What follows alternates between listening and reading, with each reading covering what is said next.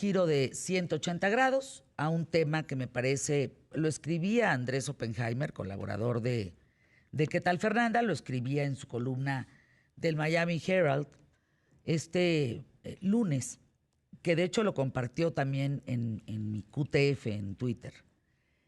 Él hablaba de la educación, del presupuesto, de cómo ha disminuido eh, pues la intención de lograr tener una educación de calidad en los países.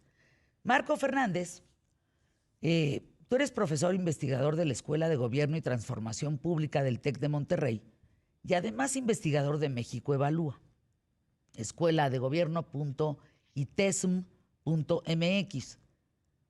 Cuéntanos la iniciativa de educación con equidad y calidad de la Escuela de Gobierno del TEC de Monterrey. A ver, ¿cómo está este tema? Hola Fernanda, muy buenos días.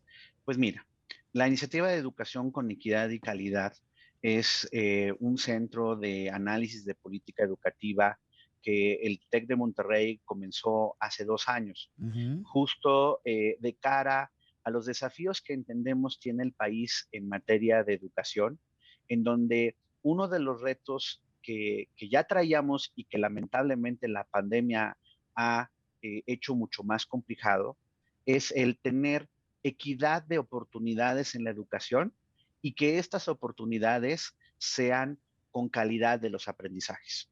Y con el mandato que tenemos como institución para contribuir al bienestar de la sociedad en materia educativa, es que comenzamos este esfuerzo, donde estamos haciendo no solo investigación académica en la política educativa, sino siempre tratando de darle una orientación a el análisis de cuáles son las políticas que en los distintos rubros de la educación se están haciendo en México o en otros lados del mundo, cómo ver el poner sobre la mesa propuestas para mejorar lo que se está haciendo, de forma tal que este reto de multiplicar las oportunidades, que sea con mayor equidad y que sea con la calidad de los aprendizajes, no sea solo un sueño, sino una realidad para el país. Ahora, Hoy, porque que sea una realidad para el país. A ver, estamos hablando que para el 2022 esto es una realidad para el país,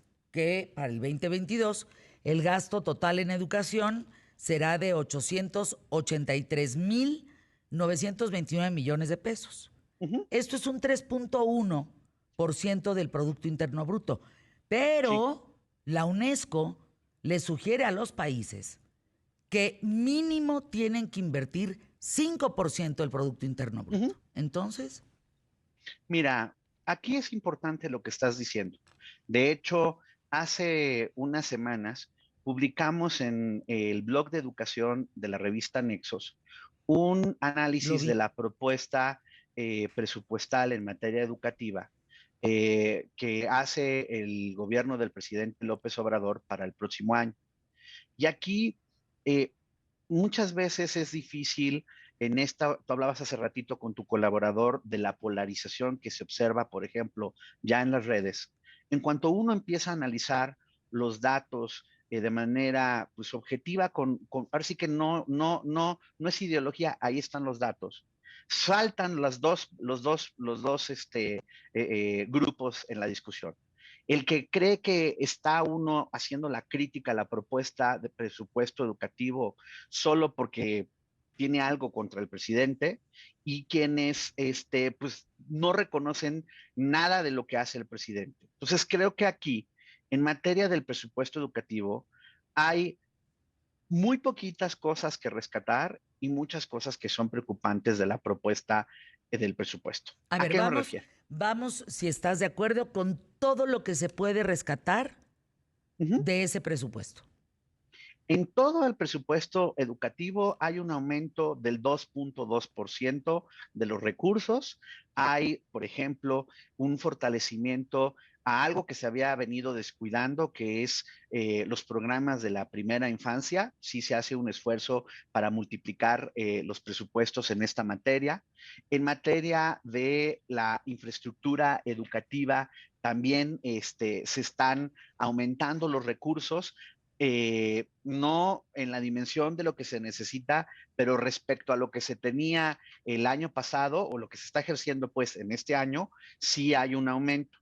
Hay un aumento del presupuesto destinado a las becas, pero aquí es donde inmediatamente viene que el diablo sí está en los detalles. Claro. ¿Por qué?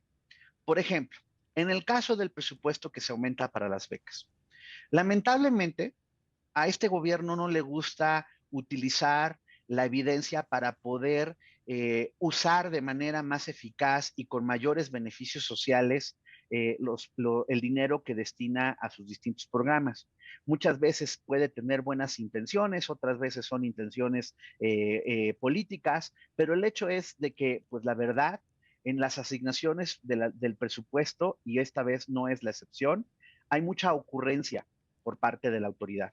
Las becas, por ejemplo, tanto el Coneval como la Auditoría Superior de la Federación han mostrado que no, al no estar enfocadas en dárselas a los que más necesitan, sino lo reparten sin ton ni son, han sido muy poco eficaces para detener el problema del abandono escolar, que además se ha multiplicado por la pandemia. ¿Por qué?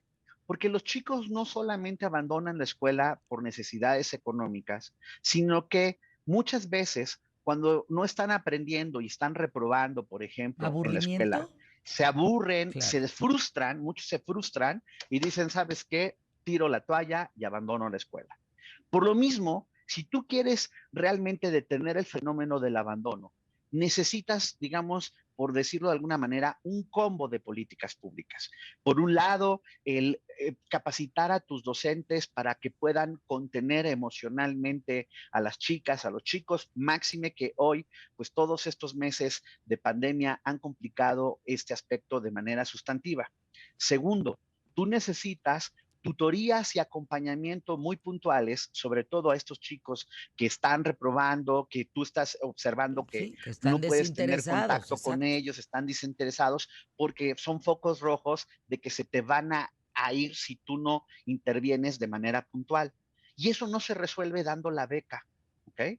Pero entonces, incluso nosotros documentamos en otro artículo el año pasado cómo previo a la pandemia a este gobierno ya se le había caído la matrícula en la educación media superior, en los chicos de la prepa, Claro. habían dejado de ir a estudiar con todo y el programa de becas, todavía no ocurría la pandemia y ya se les estaba cayendo. Es la primera vez que se cae la matrícula de la media superior en lo que va del siglo XXI. Uf. Otra vez, ¿por qué pasa eso? Pues porque las políticas públicas se implementan al ahí se va y no se quiere utilizar lo que diversos estudios ya apuntaban a que si tú solo le apuestas a las becas, no va a jalar. En el caso, por ejemplo, del dinero para la capacitación de los docentes. Es cierto que respecto al año pasado hay un aumento y son 1,000 millones de pesos para la capacitación.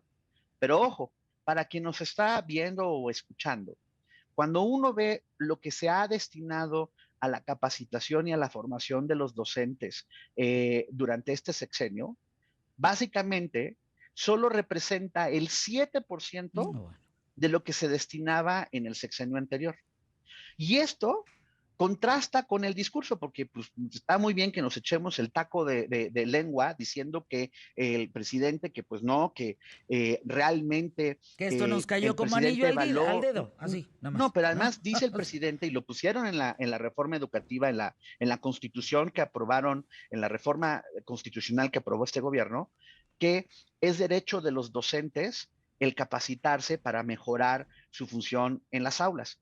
Y siempre ha dicho que el presidente que valora mucho a los docentes, pero las palabras se las lleve al viento porque a la hora de la hora, para ver si sí los valoras, pues tú pones la lana y la lana no aparece. Lo que ha aparecido son recortes literalmente draconianos sobre el tema de la capacitación. Estábamos tocando temas importantes en el asunto de la educación con Marco Fernández, profesor investigador de la Escuela de Gobierno y Transformación Pública del TEC de Monterrey e investigador de México Evalúa.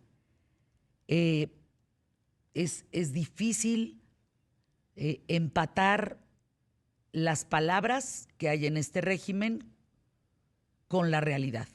Estamos viendo que ese presupuesto para el 2022 en nivel educación, pues alcanzará apenas el 3.1% del Producto Interno Bruto cuando se recomienda, la UNESCO siempre ha recomendado, que por lo menos, así, bajita la mano, sea el 5% del Producto Interno Bruto.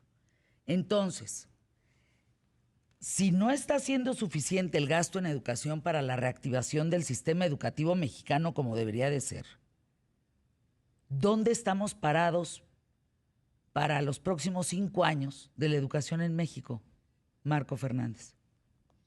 Pues muy mal parados, la verdad. ¿Por qué? Porque la propuesta del presupuesto educativo del presidente solo retrata que este tema no le importa, no está en sus prioridades. Y no es una cuestión de estar criticándolo ideológicamente, ahí están los números. Cuando uno habla, por ejemplo, con los colegas que son expertos en finanzas públicas, entiende que la cosa está complicada, que los márgenes de acción del gobierno está restringido, pero incluso en ese margen restringido, sí encontraron la manera de reorientar sustantivamente el presupuesto para darle dinero a Dos Bocas o para darle al Tren Maya, Bueno, pero no encuentran dinero para ponerlo en educación.